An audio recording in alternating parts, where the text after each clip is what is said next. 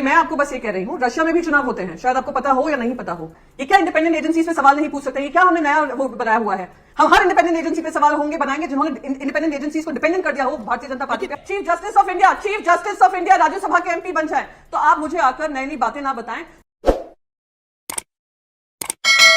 प्रधानमंत्री मोदी ने एक साक्षात्कार दिया और आज प्रधानमंत्री मोदी ने एक रैली भी करी और उस रैली में भारत के संविधान को लेकर बात कही कि विपक्ष जो है वो गलत फहमी फैला रहा है। नरेंद्र मोदी का शासन जब तीसरी बार आएगा तो कोई संविधान नहीं बदल सकता।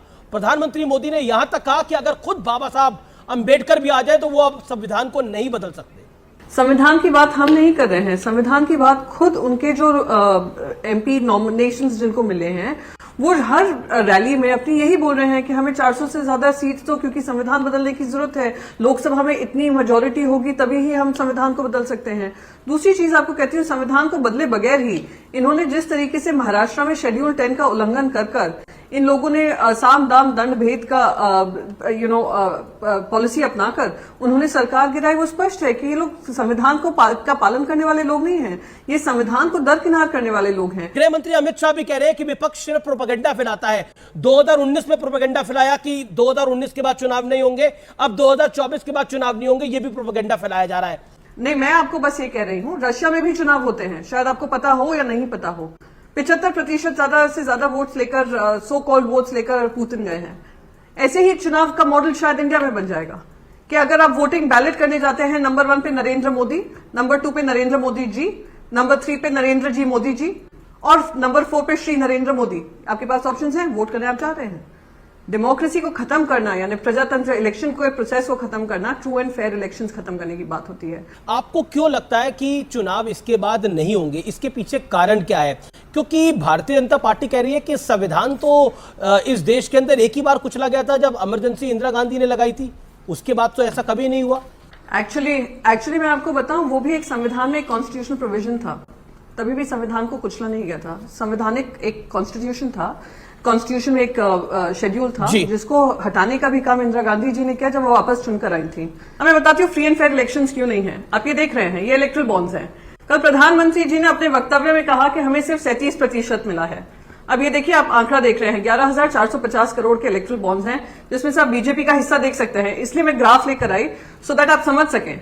6,566 करोड़ का किसको मिलता है? भारतीय जनता पार्टी को मिलता है। बाकी अन्य दलों को आप देख सकते हैं कितने भी साइजेस में मिला हो, पर लायंस शेयर जो है भारतीय जनता पार्टी को मिला है। इलेक्शन कमीशन में जो जिस तरीके से इलेक्शन कमीशन ने डिसीजन लिया था महाराष्ट्र में पार्टी नाम और सिंबल शिवसेना का देना उन लोगों को जिन्होंने गद्दारी की, यानी कि आपके घर में कोई आकर डाका डाल दे, अमीश जी, आप जाकर पुलिस स्टेशन जाओ, थाना जाओ, वो चोरों को पकड़ तो लें, पर जो भी आपके घर से चोरी किया गया है वो कहते हैं वो चोरों का है क्योंकि चोर उसको उठाकर ले गए। उन्होंने ऑडेसिटी तो दिखाई चोरी करने की, क्योंकि आपके पास 1/4 रह गया, 3/4 वो चोरी कर ले गया, तो 3/4 सामान उस चोर का है।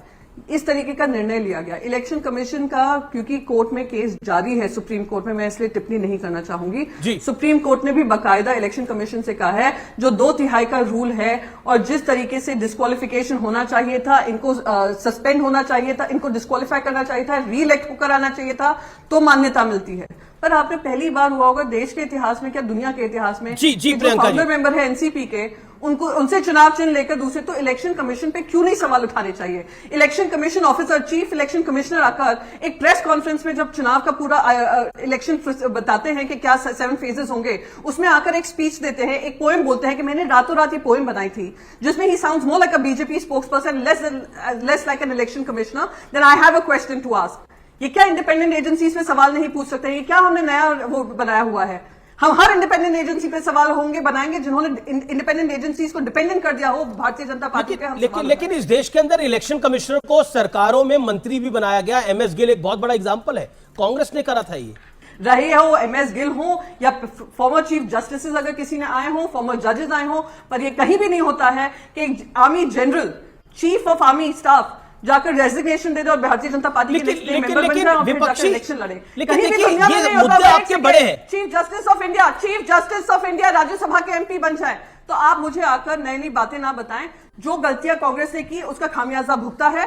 आप एक नया इतिहास रचने आए थे, अगर आप वही रिपीट करके व्हाट अबाउट एक सवाल मेरा सवाल पूछूंगी। जिस तरह से कांग्रेस पार्टी को कई नेता छोड़ के गए हैं, गौरव वल्लभ ने छोड़ा है, एक रोहन गुप्ता है उन्होंने छोड़ा है, आचार्य प्रमोद कृष्णम ने भी को निकाला है कांग्रेस पार्टी ने, संजय निरुपम को भी निकाला है कांग्रेस पार्टी ने, और कई लोगों ने सनातन विरोधी होने का आरोप लगाया है। आप खुद कांग्रेस में रही हैं, आप कैसे देखती हैं इसको? कि मेरे कार्यकाल में कोई भी ऐसा सनातन विरोधी काम नहीं हुआ होगा या सनातन विरोधी सोच नहीं देखी होगी। पर अब ये लोग जो आरोप रोका लगा गया रहे हैं। होगा कि यहाँ नहीं जाना है, वहां नहीं जाना है, कि हो सकता है उनके आरोप को कहीं ना कहीं हो, कुछ उनको फीलिंग हो, सेंटिमेंट हो, जिस वजह से उन्होंने कारण चुने हैं और लोग निकले हैं।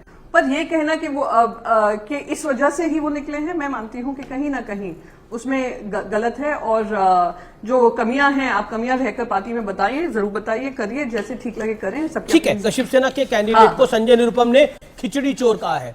जो खुद मुंबई नॉर्थ में जब खड़े हुए थे, उन्होंने कांग्रेस पार्टी का लूजिंग मार्जिन बढ़ाया हो, शिवसेना में 2 बार राज्यसभा बने, फिर शिवसेना के बारे में उन्होंने अनर्गल बयानबाजी की है, तो वो आदमी जो किसी का सगा नहीं हो सकता, वो अपनी जनता का क्या सगा होगा? खत्म। अब बताइए मैं क्या करूंगा? एक बहुत सिंपल सी टिप आपके साथ शेयर करती हूँ। अपने हाथ को इस तरीके से रखिए। If you look at this from your side, आपका लेफ्ट हैंड आपको बी के जैसे दिखेगा और राइट हैंड आपको डी के जैसे दिखेगा। B and D. B for थोड़ी मदद रखिए। वे मैथों तेरा मन पड़या